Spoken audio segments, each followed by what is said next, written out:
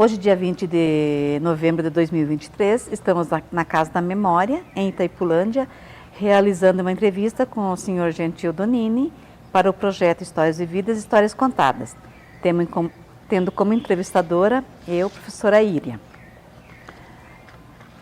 Dados pessoais. Qual o seu nome completo? Gentil Donini. A sua descendência? Origem italiana. O nome de seus pais? Teodoro Donini e Regina Lorenz Donini. Lembra o local de nascimento dos seus pais? O pai nasceu em Tuparandi. Que ano? Em 1920, não, 1917, aliás. E a mãe, então, nasceu em Santa Catarina, em Joaçaba, em 1920. Tuparandi é Rio Grande do Sul? Sim, Rio Grande do Sul. Onde eles casaram e em que data, lembra? Agora eu não tenho, assim, certinho a data, mas eles casaram em Tuparandi mesmo, onde o pai nasceu. Quantos filhos eles tiveram? 11. Consegue lembrar o nome e dizer o nome deles do mais velho para o mais novo? Sim. O Arthur, a Lourdes, a Leonilda, teve um que faleceu primeiro, então, o Arthur, daí o Agenor, que faleceu pequeno ainda, que deu o tétano, e daí a Lourdes, a Leonilda, a Célia, daí daí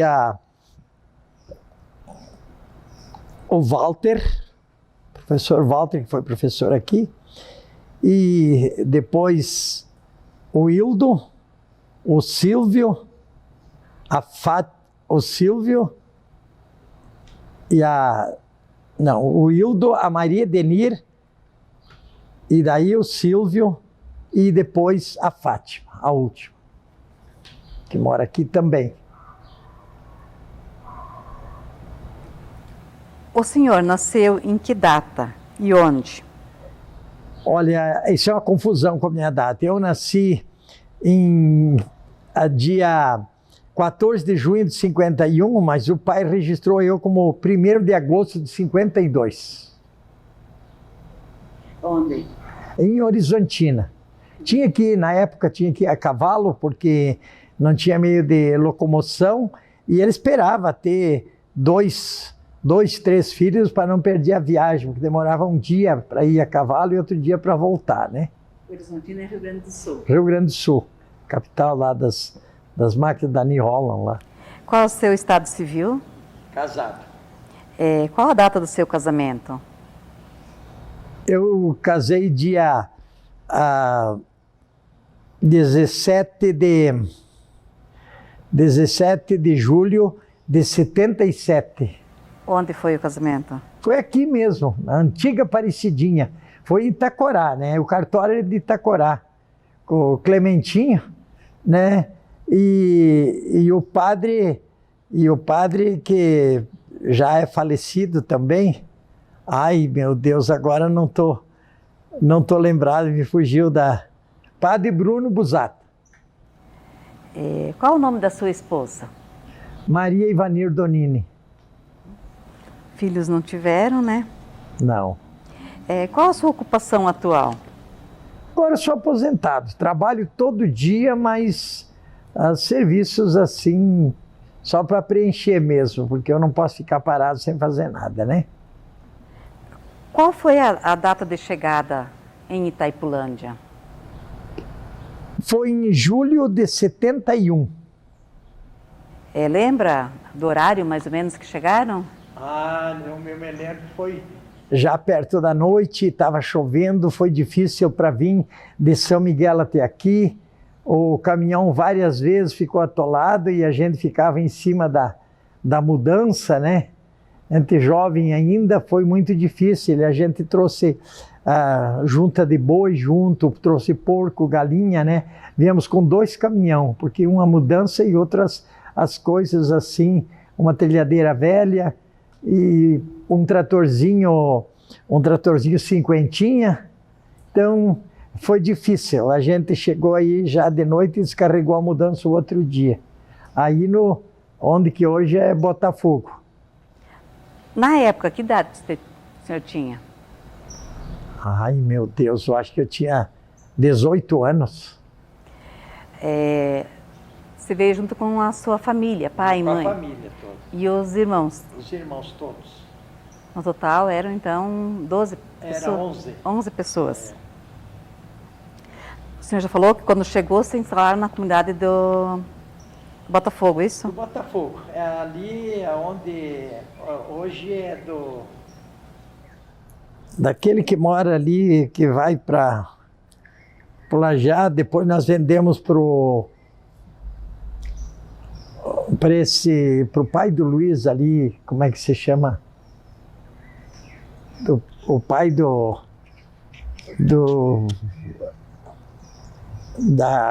não sei se é Dirce, como é que é o nome dela?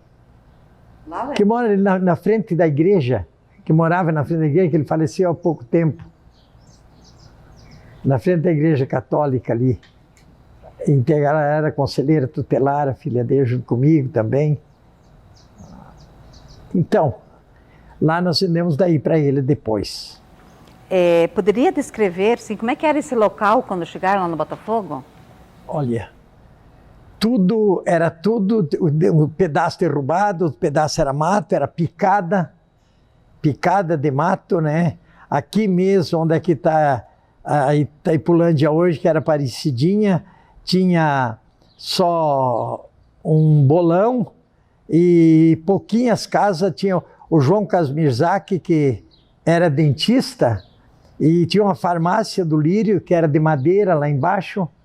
Então era bem coisinha pequena. E a escolinha de duas salas de aula, e nem forro não tinha, nem cerca, nada. Tinha um poço para tirar água, uma cantina para fazer a merenda fora.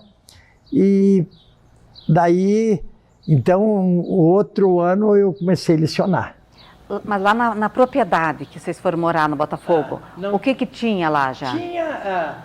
É só a estrada que ia para São José do Itavó e alguns moradores. O Cita morava lá, o seu Isidoro, eu não me lembro o sobrenome de tudo, falecido já. E era bem... Tinha uns vizinhos, né? Mas distância longe. O Quevedo, depois, né? Ele já estava lá, mas depois desses aí tinha o seu Quevedo, que morava lá. O item 3. Onde a família residia antes de mudar para a região de Itaipulândia? Nós residíamos em Criciúmal, Rio Grande do Sul. É Barra do Lajeado Grande o nome do local. Lá vocês residiam na área urbana ou no campo? Rural. Rural. Sempre moramos na área rural, né? Trabalhando na roça. Lá tinham terra própria? Terra própria, sim. Plantávamos soja, milho, mas tudo manual, né? Era cortado a soja com foicinha, não tinha ceifa na época, nada. E trilhado, nós tínhamos o único lá na região que tinha uma trilhadeira para trilhar para os vizinhos também. Lembra quanta terra tinham lá? Nós tínhamos 20 hectares. Sobre a migração, item 4. E quais foram os motivos que levaram a família a mudar para a região aqui? Procura de vida melhor. Procura para a gente evoluir, porque a família era grande e lá então tinha lugares que não dava para plantar, que era morro, né? Então, o motivo é para procurar vida melhor, né? E que informações que a família tinha sobre a região aqui? O meu pai, ele veio olhar as terras, ele veio olhar em Capanema. Daí subiu para cá e veio, então, também olhando vários lugares. Foi que ele encontrou aqui, daí, com tudo que era difícil na época, era muito grileiros que tinha aqui, era perigoso, barbaridade, inclusive quando nós compramos, o pai comprou aqui, apareceu 2 lá e disse que eles tinham documento da terra. Foi difícil para nós, a gente ficou até com medo, e o pai era um pouco violento, sempre, ele nunca tirava o revólver da cinta, porque ele era, da cinta não, da guaiaca, porque ele sempre pilchado, ele trabalhava mesmo de bombacha e bota e tudo, toda a vida, e sempre com o revólver na cinta. Na época podia, né? Então eu fiquei com medo que quando chegaram aqueles 2 lá que podia dar até morte com aquilo lá, né? Mas não, foi tudo na paz. Daí, depois que o pai legalizou a terra que era do INCRA. Então, da gleba Guairacá. Quando ele comprou a terra, ele comprou sabendo que estava comprando posse? Ou tinha? Não tinha documento regularizado, né? Não tinha documento regularizado, não era registrado. Tinha algum contrato, alguma coisa? Tinha contrato, sim. Contrato de compra e venda só. E de quem seu pai comprou a terra? Ai, eu não me lembro, meu Deus. Isso aqui eu não me lembro. Que depois que deu o derrame, eu me esqueci muita coisa. Mas assim, a família, o seu pai, sabia que existia risco com relação a essas terras ou não? Sabia, mas todas as terras na época estavam assim, né? Sabia, mas todas as terras eram, como se diz, enroladas. Depois que começou todo mundo legalizar, né? Arrumar a documentação, que pertencia tudo à gleba Guairacá. Já citou que vieram de caminhão. Quanto tempo de viagem durou de Criciúmal até aqui? 3 dias. Fizeram paradas para o pernoite? Sim, nós dormíamos em cima. Me lembro que nós foi parado em... Como é que é o nome do lugar? No lado de lá do Uruguai ainda, para a gente dormir, e de manhã e a gente dormiu tudo, a filharada e tudo em cima. O meu irmão tinha uma Kombi, o Arthur, o mais grande. Veio daí a mãe e as crianças mais pequenas, a Fátima e o Silvio e o Hildo vieram na Kombi, os mais velhos, tudo lá em cima, né? Os outros. E ainda veio uma outra menina que sempre ela morava com nós lá e depois ela retornou.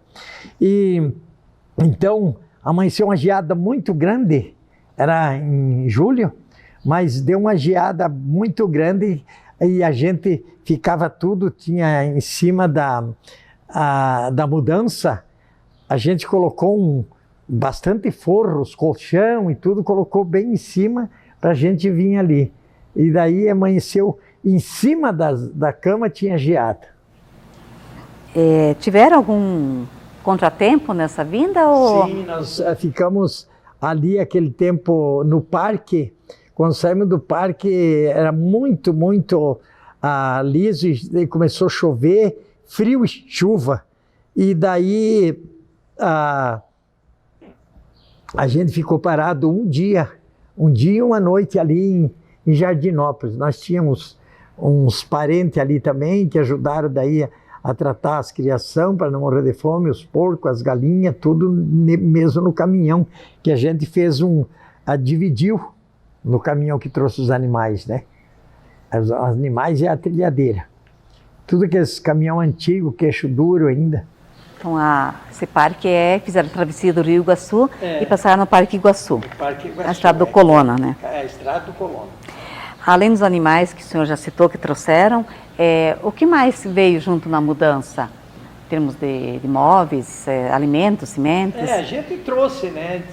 Trouxe uma tuia, não sei, uma tulha. A gente dizia tuia. Então, a gente trouxe bastante arroz, feijão, tudo já prevendo que a gente não tinha e não teria aqui. E o dinheiro era curto, porque a gente tinha gastado tudo, comprado aqui, aquilo que a gente... E fiquemos um pouco para construir um galpão também, né? Então, a gente veio aprevenido. E né, a propriedade que compraram aqui inicialmente, quanta terra compraram aqui? Aqui é por alqueire, era 18 alqueires era. Mas tudo mato, tinha só 1 hectare e pouco que era roça. Daí eu e o finado pai começamos a derrubar, não tinha motosserra, e daí começamos a derrubar com machado e serrote, né? A gente fazia bem cedinho, começava a fazer a barriga a barriga e diz aquela parte da onde vai tombar a árvore. E fazia com machado, com 2 machados, e depois com o serrote comprido, a gente ficava ali até derrubar a madeira, aquelas perovas muito grandes, peroba grande mesmo, grossa. E a gente primeiro, então, claro, roçava tudo embaixo e tinha aquelas taquara, ali tinha muito, aquela taquara bem grossa, que tinha que derrubar tudo de machado. Outra maneira não dava. Tinha aquelas manchas, era difícil, muito difícil. O senhor lembra como o teu pai fez o pagamento dessa terra? Fez tudo no dinheiro vivo, não tinha cheque naquela época, não lidava com cheque. O dinheiro que ele pegou lá, ele trouxe dentro de um saco de estopa de medo que roubavam, né, e fez tudo no dinheiro vivo ali, onde que ele comprou. O item 7 sobre a primeira moradia. A primeira morada ali, quando chegaram, Já tinha uma como que casa. era essa casa? Tem como descrever ela? Era uma casa de madeira. Tinha 3 quartos, não era uma casa muito humilde, uma casa, pela época, poderíamos dizer que é uma casa boa, né? Com o soalho, não era beneficiado, mas bem certinho, não tinha fresta, né? Era uma casa razoavelmente boa. E tinha um galpãozinho coberto com tabuinha, que depois nós derrubamos. E também um engenho de cana, né? Tinha um pedaço de cana plantado, um meio hectare de cana plantado quando nós chegamos. E como que era, a propriedade era servida com água? Água, nós tinha poço, né? Poço, e mais para baixo aquela sanga que agora está tudo fechado quase, né? Mas naquela época era puro mato e era conservado. Inclusive, no segundo dia eu já fui pescar e o pai disse, o que vai ter numa sanguinha dessa, vai ter peixe? E eu vim com a fieira de jundiá. O jundiá é a coisa mais bonita. O pai ficou louco, porque ele gosta também de pescar, gostava de pescar, né? E foi também o outro dia pescar comigo lá, porque tinha bastante peixe ali embaixo, né? Como é que é o nome dessa sanga? Essa aí que atravessa aquele tempo lá, a gente dizia Arroio Lambari, mas eu não sei se é o mesmo, se é esse nome. É essa que vinha, que a nascente é ali onde que hoje é o Noli ali. E a luz? Luz é tudo, era ainda candeeiro, depois já foi se aperfeiçoando, era o liquinho, nós usávamos aquele com querosene, luzinha de querosene, né? E nós trazemos de lado, isso você nem vai conhecer, eu acho que, o tal de Petromax. Petromax, a gente tinha que bombar ele, e daí quando estava já enfraquecendo, bombava de novo. Era um tipo que já era, na época, era moderno já aquele lá. E o banheiro? O banheiro era patente. Lá fora, cavocado, nós dizia patente, né? Onde fazia as necessidades fisiológicas, então a gente era fora, aquilo cavocado, um buraco fundo, e a patente nós dizíamos, né? E o banho? O banho, a gente colocava com o balde, é um tipo de um ralo, né? De um recipiente grande, né? A gente despejava água. No inverno a gente esquentava a água, né? E daí aquilo pendurado a gente ia tomar também fora da casa, não era lá dentro da casa. E lembra quando que... O forno, inclusive o forno Aí fazia pão, porque é família muito grande, né? Então a mãe fazia pão no forno de tijolo lá fora também, que o forno era. A energia elétrica demorou muito tempo para ter... Demorou bastante tempo, bastante tempo. Tem ideia de quando chegou? Aqui, daí, quando na época que veio, eu não me lembro, não precisar bem certo o ano, mas foi uma alegria, porque além de não ter estrada, ter energia elétrica, inclusive a escola que eu lecionava aqui, a Carlos Gomes, aí, o poço era 22 metros, e a gente não tinha... Eu, quando estragava, arrebentava a corda ou qualquer coisa, eu descia, eu era bem magrinho, e eu descia pelo poço mesmo, pisando nas beiradas que tinha uma saliência até embaixo onde a gente colocava os pés, para tirar lá o balde do poço. E nós lavávamos, não tínhamos zeladora, e a gente lavava a sala de aula, tudo deixava, era no sábado, né? Sábado tinha na antiga lei 4.024, que a gente fazia sabatina, ou seja, a recapitulação de tudo que a gente passou na semana, fazia no sábado através de questões orais. Então, já não vamos chegar lá na parte da escola, né?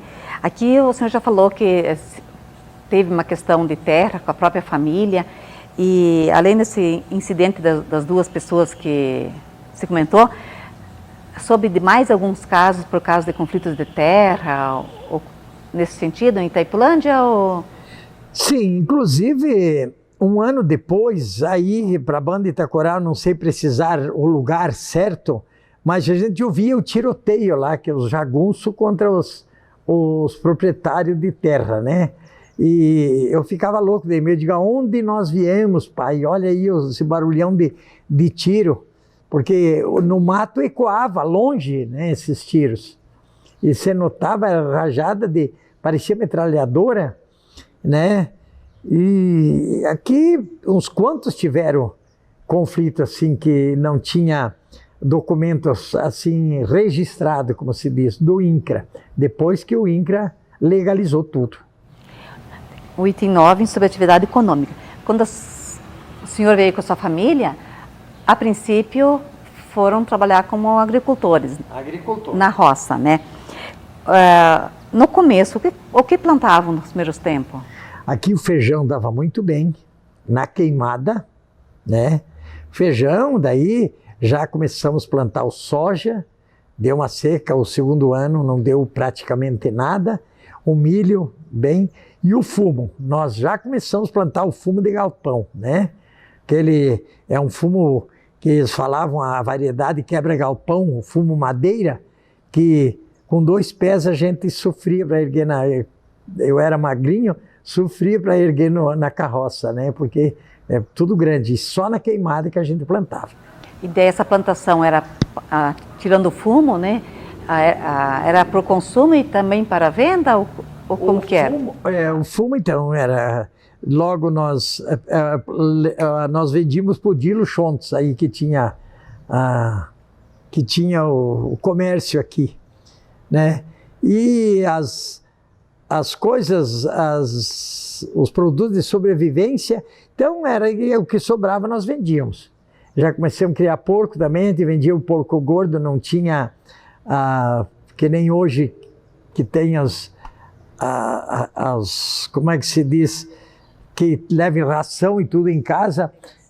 Integração não tinha integração, era tudo do próprio produto que a gente fazia lavagem para os porcos, plantava muita abóbora, batata doce que dava muito na época, e mandioca e tudo, e fazia abóbora e fazia aquela lavagem, né?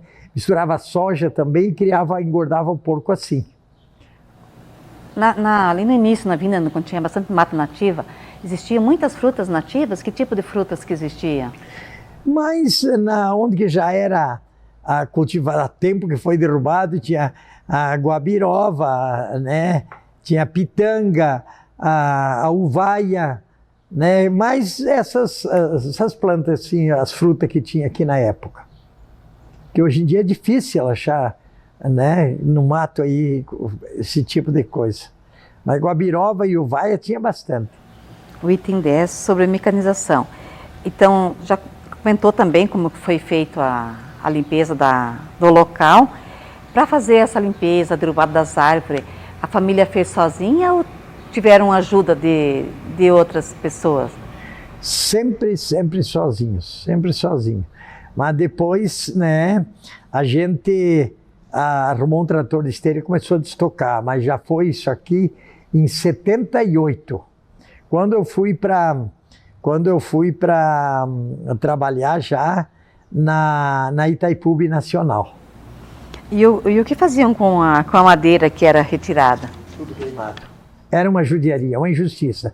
Tora, tudo, não tinha venda quase, porque era bastante, aquelas tora que podia ser utilizada, tudo queimado. Tudo queimado, a gente ficava ajudando, depois foi destocado, então ficava juntando raiz e parecia uma cidade à noite, de tanto fogo que tinha na roça. Né? Aquelas leiras que não terminava mais, aquele fogo que...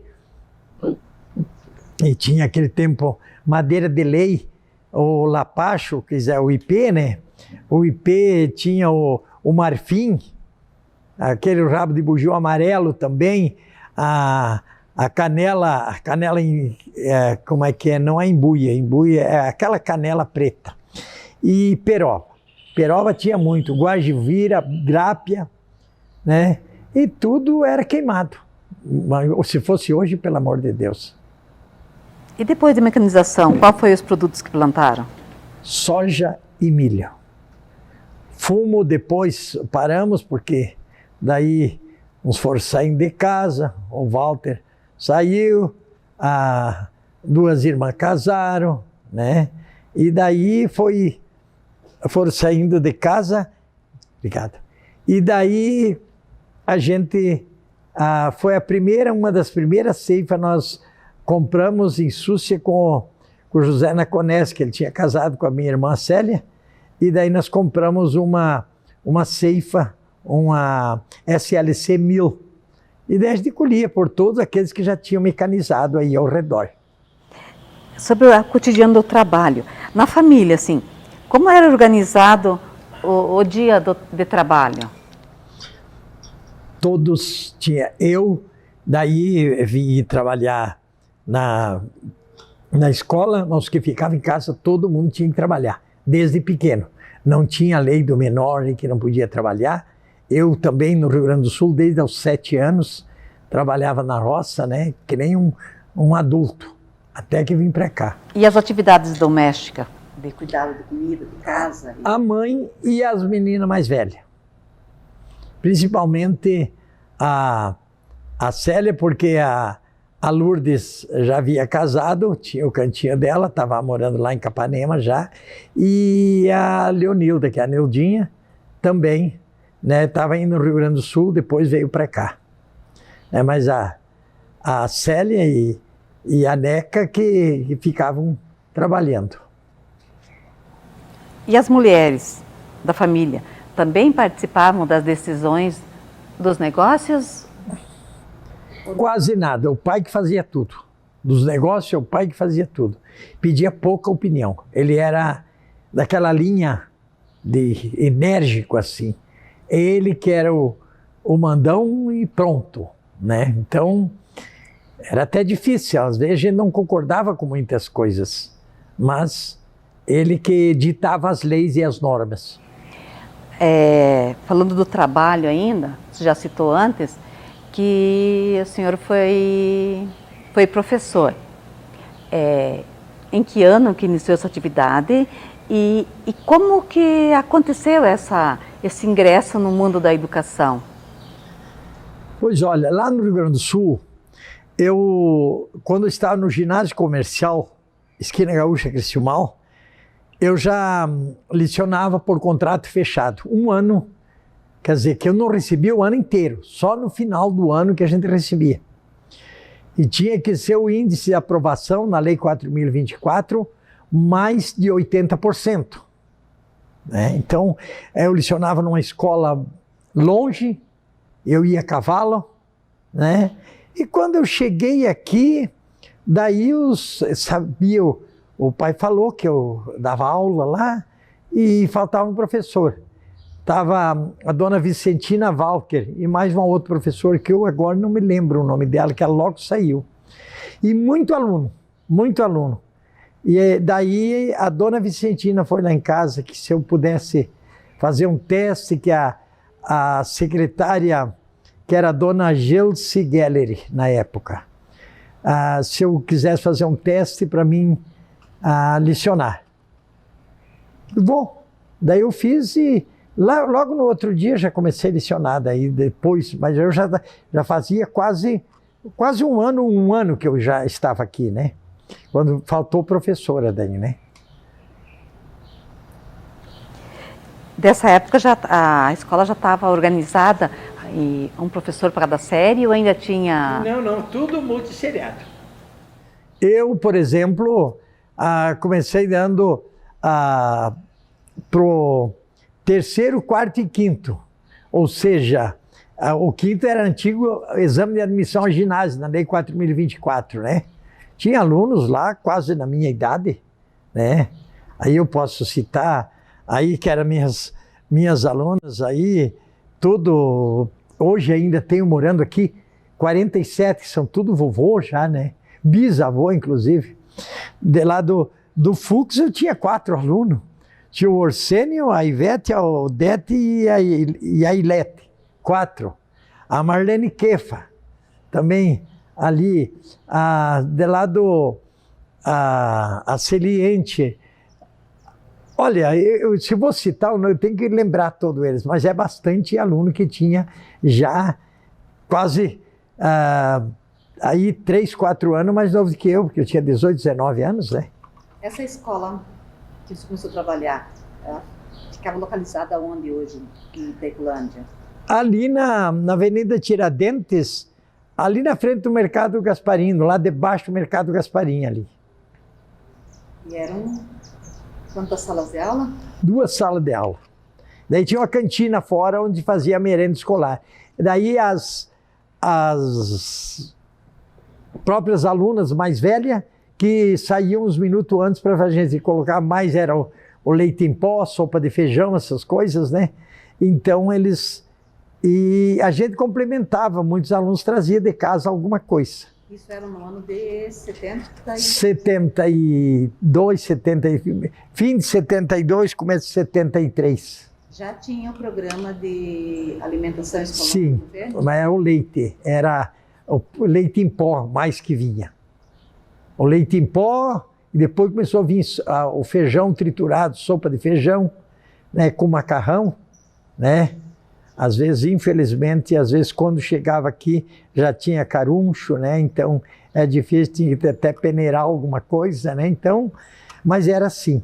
E ainda não tinha nenhuma uma funcionária que fizesse esse serviço. A gente fazia com os próprios alunos mais velhos. Inclusive, um dia deu uma tormenta, começou a trovejar e tudo, e as 2 meninas que iam sair, uma Walker lá da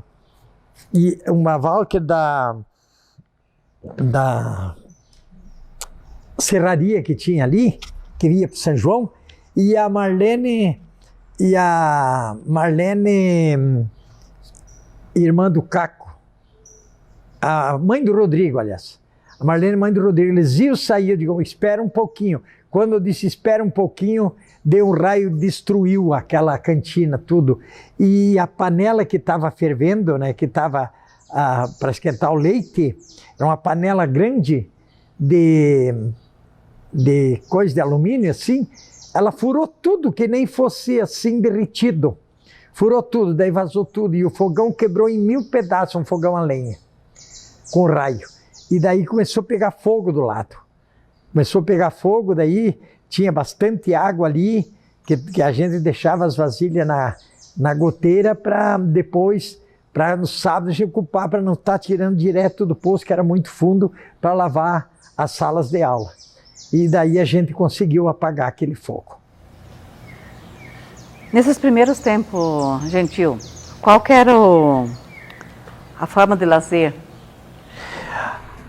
Com meus alunos eu fazia piquenique. Era aquele tempo a gente dominava os alunos porque eles obedeciam. Era bonito. Tinha alguns que era meio duro de obedecer, mas a gente ia na beira do Rio São João, tinha uns lugares bonitos ali naquela época, a gente ia fazer isso aí com os alunos. O lazer aqui era o futebol. Quando eu cheguei aqui, a primeira coisa que eu criei, que nós tínhamos através da Emater, aquele tempo era Carpa, e eu fundei aqui o Clube 4S.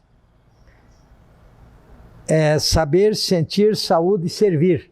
Era uma folha de um trevo que a gente usava, mandei fazer camiseta e tudo.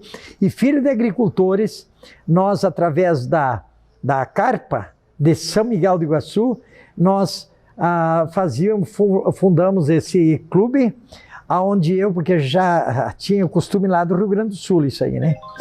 E a gente daí fazia experimento do trigo, já começamos a fazer experimento do trigo.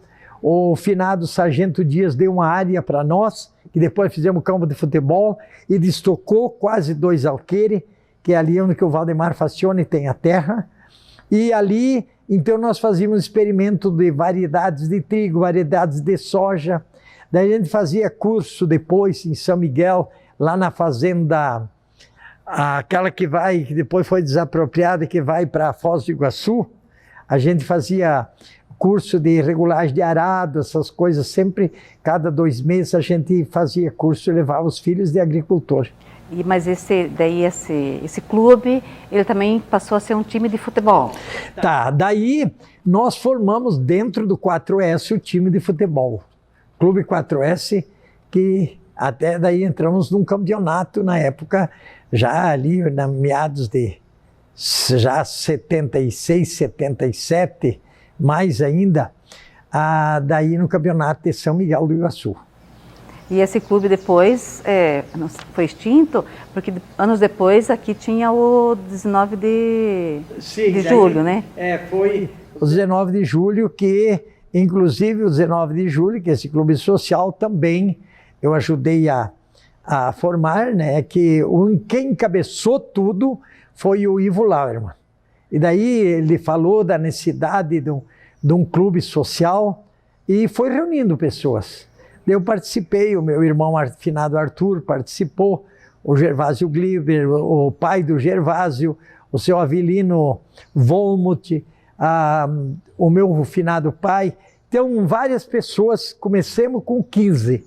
E daí foi aumentando. Daí fizemos tudo na base do mutirão, o primeiro clube, que era coberto com aquele... telha asfáltica. Era telha asfáltica, que não era muito garantido não, mas não vazava nada de água. Que daí naquela ventania que destruiu tudo, quando deu a ventania foi já tempo depois. E além do futebol, tinha alguma outra coisa para se distrair na comunidade? Sim, tinha. Daí tinha as sociedades de damas que tinha esse baile de damas, faziam vários bailinhos por aí também, né?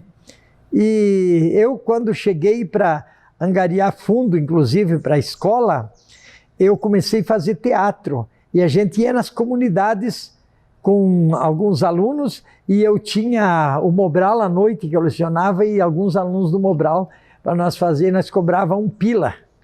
Um pila que falava era 1 cruzeiro, né?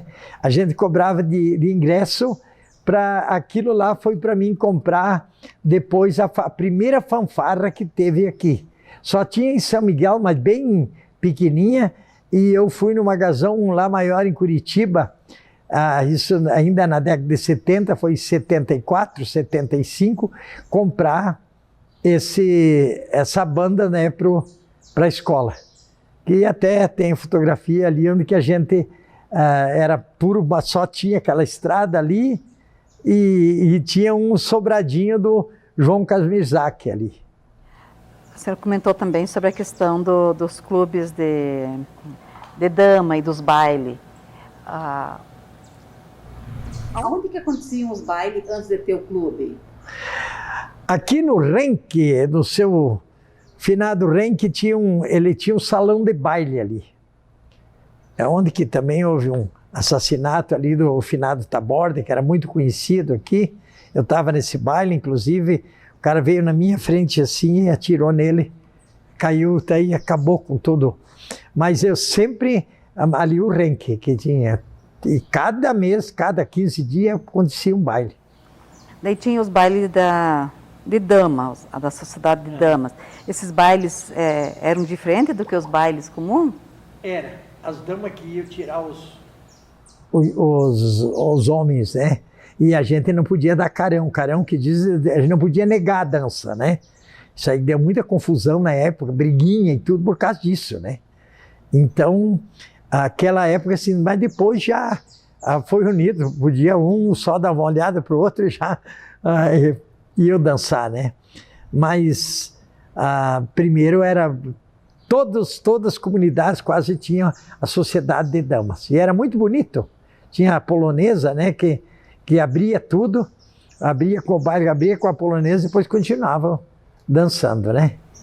Então, além dos bailes de dama e dos clubes de dama, que outros lazeres que as mulheres tinham, assim, passatempo? Olha, aquele tempo que eu não notava que ninguém ia jogar na casa da vizinha. Isso não tinha. Mas e tomar chimarrão uma na casa da outra, contar causa, né? Colocar os papos em dia, né?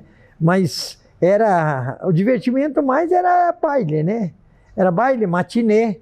Matinê de dia, né? Então começava logo depois de meio-dia e até de tardezinha, 6 horas. Tinha bastante matinê também. Mas mais outro lazer assim na época. E também as mulheres iam torcer. E torcer no futebol. Ia bastante mulher torcer no futebol, até fazia o canto, né? Uma musiquinha para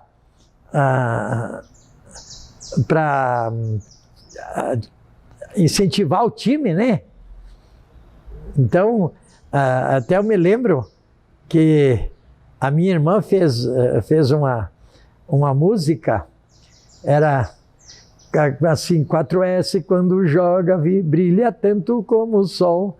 A defesa desafoga e na linha só faz gol. 4S sempre avante, não encontra ninguém que possa derrotar. Quando joga ele mostra, faz o que a torcida gosta para a vitória alcançar. E outros cantinhos, né, que eles inventavam. Então, era bonito, era bonito. E músicos, seu Gentil? Quais eram os músicos? Tinha bandas? Tinha bastante. Aqui, depois mais, tinha uns que tinha sempre o jazz, escrito Jazz Vida Alegre, mas é jazz, né? Mas escreveu jazz, né? A Vida Alegre vinha lá de Flor da Serra tocar aqui, era famoso aquilo lá. E depois o Ângelo Capeleto e o meu irmão, o Walter, e mais o irmão da Veleda, afinada Veleda, Baron, né? Formaram daí um conjunto aqui. Eles tocavam por tudo aqui, ganhavam uns pouquinho aí, né? E tocavam matinê, tocavam baile, né? Quando a família veio, já possuía rádio? Olha, aqui não, nós tínhamos um radinho, mas era só a farroupilha que nós sintonizava, quase só farroupilha. Mas era de bateria ainda quando nós trouxemos, não era de pilha. Aquele que ligava numa bateria de carro. Quando terminava a carga, tinha que dar um jeito de carregar. Daí tinha que levar lá em São Miguel. Depois que nós compramos daí um rádio que parecia um caixão, um radinho a pilha. E a televisão, quando conseguiram ter acesso a... A televisão, a primeira que nós compramos, olha, foi quando eu fui para Itaipu, 78. A primeira televisão que a gente comprou. E sobre a vizinhança, como é que era a relação com a vizinhança na época? Era bonito. Era bonito porque a gente se reunia com os vizinhos, com os jovens da minha idade. se reunia na casa, fazia uma galinhada e cantava música sertaneja, música gauchesca, ficava cantando. O meu irmão tocava violão, né? Depois, mais chegou o professor Alberto Pedro Bigger, do Rio Grande do Sul, que lecionava depois comigo, já mais tarde. E também ele ia e tocava muito bem violão. E a gente tocava, mais cantava da Jovem Guarda. O tempo que chamava do Iê, né? O tempo do cabelo comprido, as calças boca de sino, o cabelo por aqui, os jovens, né? E então, era interessante, muito bonito. Então, se divertia dessa maneira. Claro, e ela arrumava a namoradinha. Eu tive umas aí, mas depois tudo não deu certo, como você diz, né? Mas aquele tempo não é que nem hoje, que namorava já o primeiro dia, as ficantes, que nem diz hoje, que nem diz agora. Naquele tempo não tinha nada disso. Era um respeito, e tinha que falar com o pai da moça e tudo. E eu era um cara que eu era um líder da igreja aqui, né? Sempre fui no começo aí, que eu comecei da catequese aqui, né? E para a turma fazer a primeira comunhão, a Eucaristia, a Crisma, tudo era só eu aqui. Nos domingos eu tinha até meio-dia, depois, primeiro tinha o terço, depois começou o culto e só eu que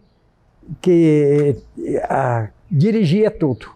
Porque não tinha daí outro, né? Depois sim, começou a vir gente de fora e começou a evolução mesmo.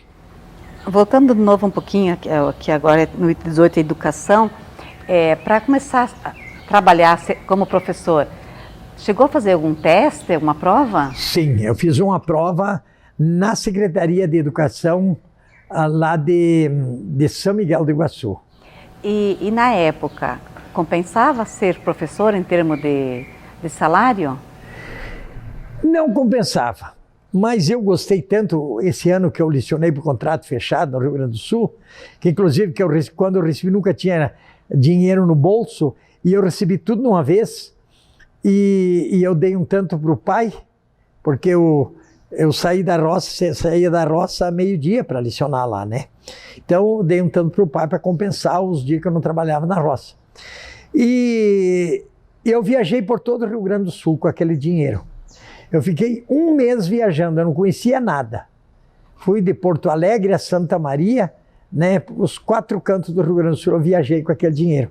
Então, era pouquíssimo que a gente recebia, mas eu gostava do que fazia. E aqui, os salários eram sempre regulares ou acontecia atrasos de pagamento? Acontecia. Até 3 meses de atraso, às vezes, acontecia. A gente tinha que se virar de um jeito ou do outro. Ainda bem que eu comia na casa do pai, eu trabalhava também nas horas de folga com o pai, mas, olha, se fosse nos dias de hoje, ninguém queria ser professor. Porque eu tenho a minha carteira de trabalho para mostrar 45 cruzeiros lecionando 2 turnos. Era pouquíssimo isso. Era pouquíssimo. E daí, já em 75, quando eu comecei a namorar, 76, aliás, comecei a namorar com a Maria, e daí a gente já começou a comprar os móveis. Ainda a gente guardava quase metade do dinheiro para a gente comprar os móveis. Eu e ela guardava metade. Mas a gente não gastava. Olha, para comprar uma gasosa, era uma novidade na época. Comprar uma gasosa para tomar cerveja, nem se fala. Eu fui tomar cerveja já depois que eu entrei na Souza Cruz, depois ganhava muito bem, e depois na Itaipu, em 78, eu cheguei a ganhar até 17 salários por mês, fazendo hora extra e trabalhando à noite e tudo, não tinha limite. Até que ano ficou trabalhando como professor? Como professor, 75. Porque eu saí um pouco e daí voltei. Eu trabalhei de instrutor técnico da Souza Cruz, daí voltei e comecei a lecionar a 75, para aí. Daí 75 eu voltei e trabalhei mais 2 anos aqui onde hoje é o Costa e Silva, né? Eu trabalhei mais 2 anos antes de ir para Itaipu. Daí eu fui chamado para Itaipu. Sobre a questão do comércio, hein?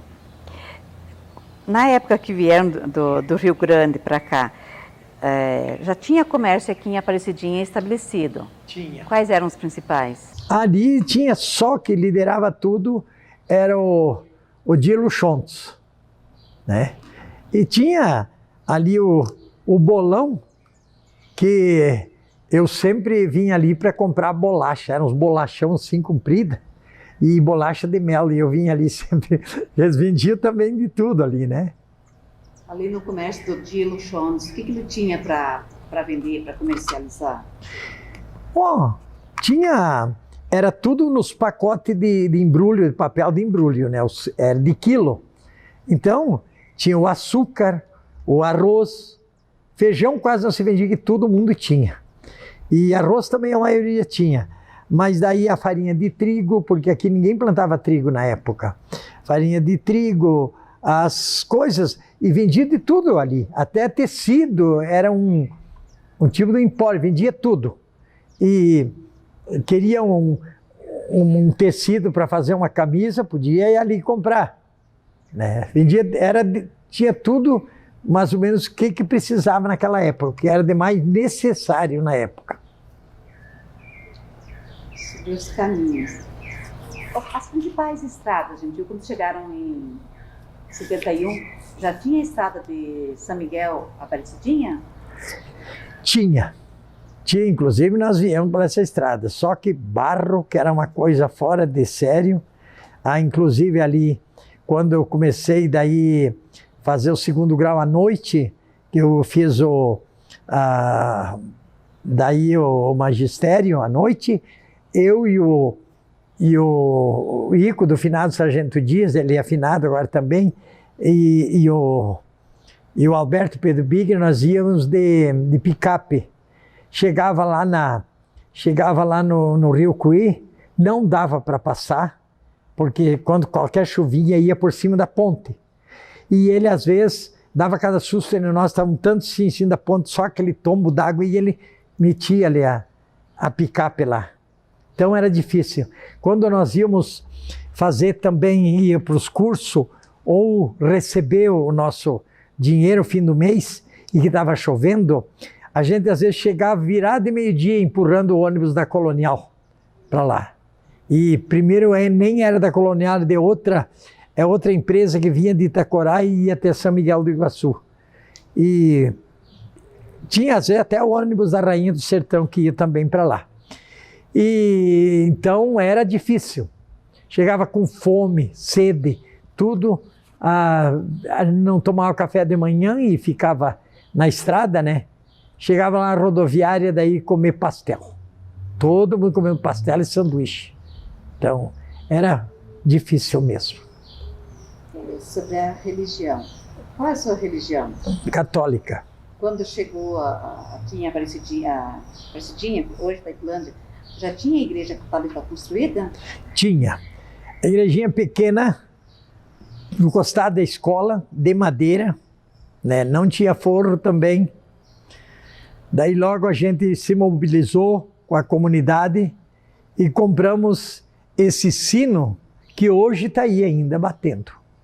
Quantos anos, né? Lembra quem era o padre que atendia naquela época? Tinha o padre Bruno Busata, depois o padre Armando. É esses que eu me recordo mais. Tinha outros padres também, né? Que sai um padre, entra outro, mas o que eu mais recordo era o padre Bruno e o padre Armando. A comunidade aqui da Aparecidinha está vinculada à paróquia de Itacorá ou a de São Miguel? Está vindo de São Miguel, né? A paróquia de Itacorá durou bem pouco tempo, até que veio a indenização. Sobre a saúde, em 22. Como é que era o atendimento à saúde quando chegaram aqui? Sabe que nem dá para se lembrar, porque eu acho que a gente não tinha tempo de ficar doente. Não tinha nada disso, não tinha nada. Se quiser, o médico era só o hospital ali de São Miguel do Iguaçu. Né? Era o hospital de São Miguel do Iguaçu, que não fazia muito tempo que tinha passado para São Miguel do Iguaçu, que era a La Gaúcha, era chamado São Miguel. E farmácia? farmácia tinha depois, o Lírio montou a farmácia ali. Inclusive num acidente, até o Lírio podia contar essa história. Num acidente, eu estava em cima de um caminhão, nós estávamos puxando tora para fazer o clube, aí para ser rápido, o clube social ali, 19 de julho, e faltou freio na descida, nós indo lá para casa buscar no Botafogo, e vinha vindo um carroceiro bem em cima do bueiro, ali do coisa, e ele quis, faltou freio, ele quis desviar para não matar toda a família. Era um cunhado meu que vinha casado com a Lourdes, ele é finado também, e estavam todas as crianças dentro da carroça. E para não bater, ele jogou contra o barranco assim, e eu estava em cima da carroceria e cortou aqui, ó, inteirinho aqui assim, e eu tinha que dar aula à noite, né? E já era quase de noite.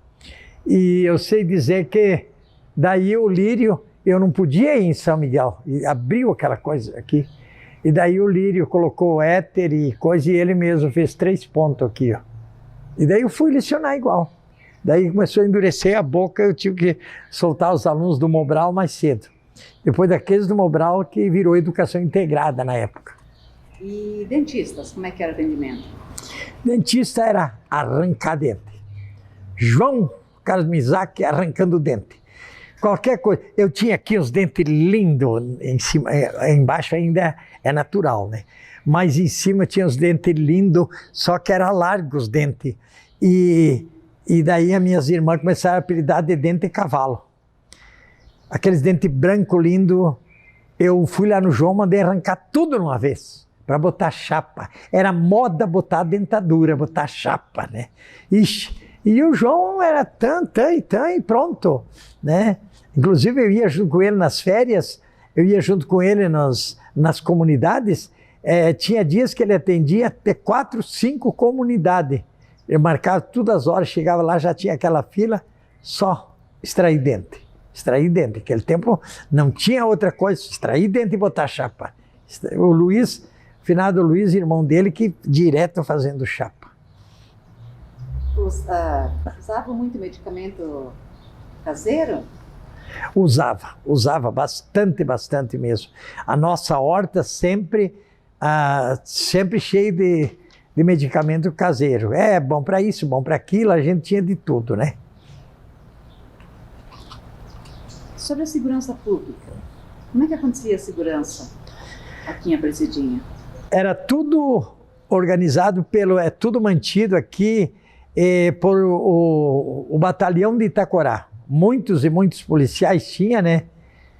Então, tinha a polícia militar e o mini batalhão de fronteiras lá, né? Então, qualquer coisa que dava, um dia deu um tiroteio e parecia uma guerra. Mas eles, para parar uma briga que tinha começado já de manhã, desde estava essa briga, eles vieram tudo e deram rajadas de metralhadora com um festim, e aconteceu até um caso cômico na época.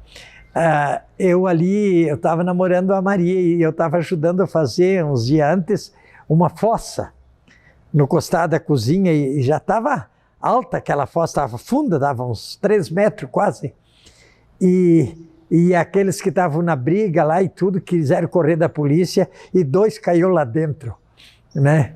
Caiu lá dentro, daí a polícia com a metralhadora assim, vão subindo, e eles não conseguiam subir.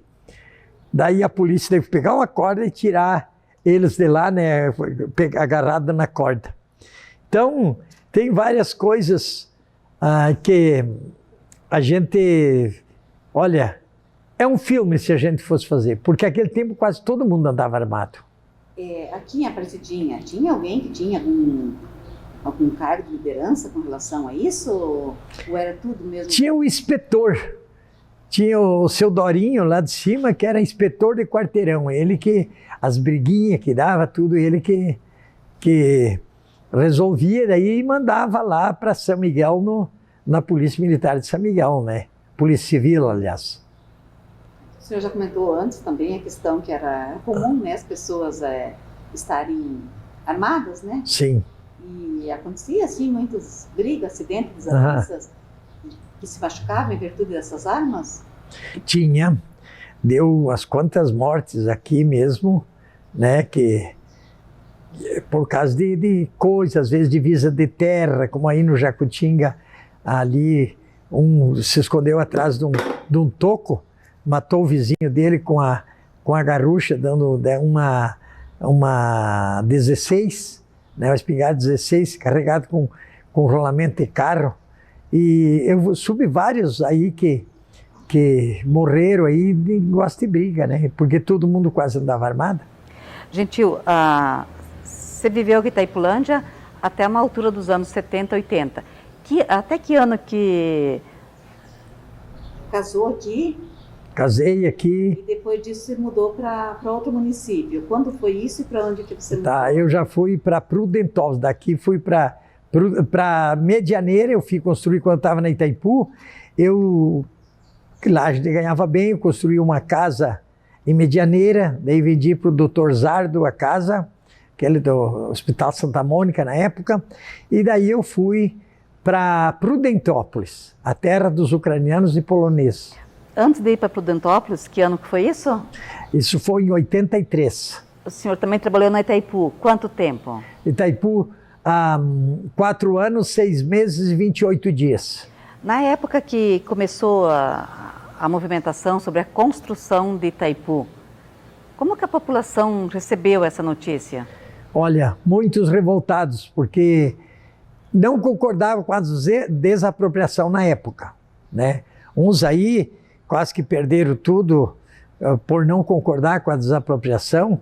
E, olha, eu acredito que era bem pago aquilo que era o valor venal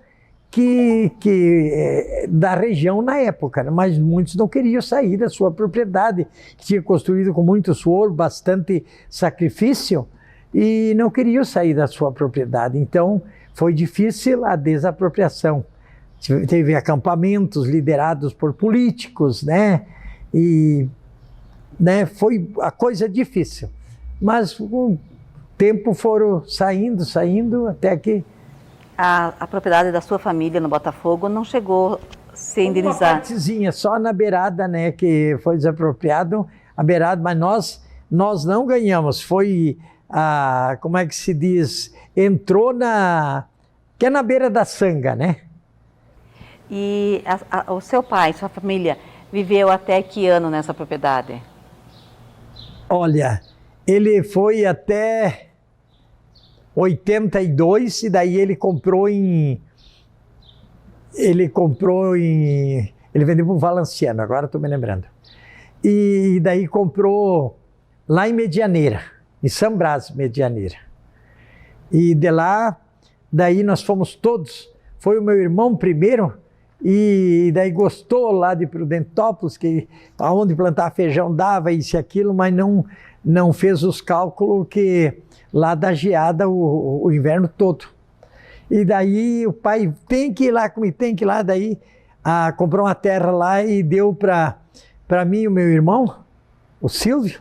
Bem no fim, eu que tive que aguentar tudo até a gente fazer a primeira safra, que eu tinha um bom dinheiro da Itaipu e da venda da casa, né?